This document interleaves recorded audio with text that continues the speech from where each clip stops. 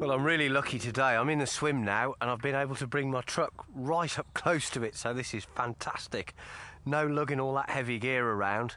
And now that I'm in position, I'm going to use a piece of kit that's become more and more important in modern carp fishing, and that's a marker float rod. Now, you don't have to use one of these setups every time you go carp fishing.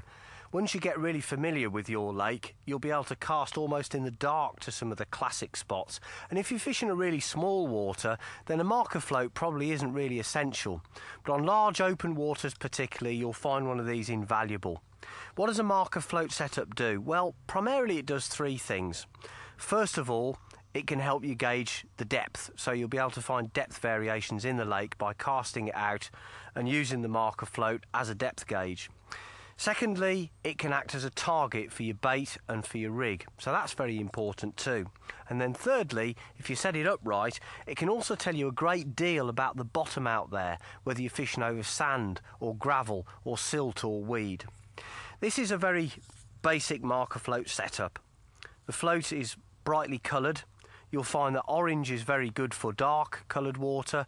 Black is very good on shiny water, but essentially you want a nice buoyant float that you're going to be able to see at range. This is a special lead here. It runs on the line with a very large diameter ring. That's quite important. You'll find that out when you try to pop the marker float up to the surface if you cast it into weed or silt.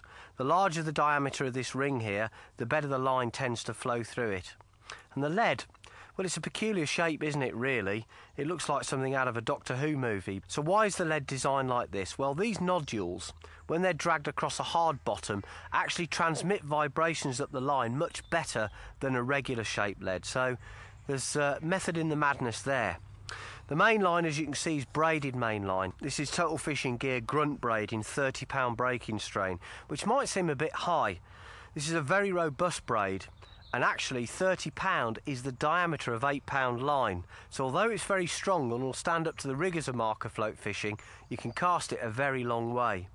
Now the reason that you use braid is primarily because when you drag this lead back across the bottom, braid has virtually zero stretch. So any vibrations that are sent back up the line, any information about the nature of the bottom, will be amplified by braid.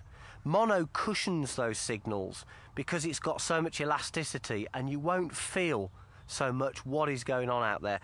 The way I always liken it is that fishing without braid in this situation is a bit like getting into the bath with your socks on. It doesn't feel quite right, but braid does. Now, the type of rod that you use for this kind of work is really important too. My own company, Total Fishing Gear, is one of the companies that makes dedicated marker float rods. Why are they important?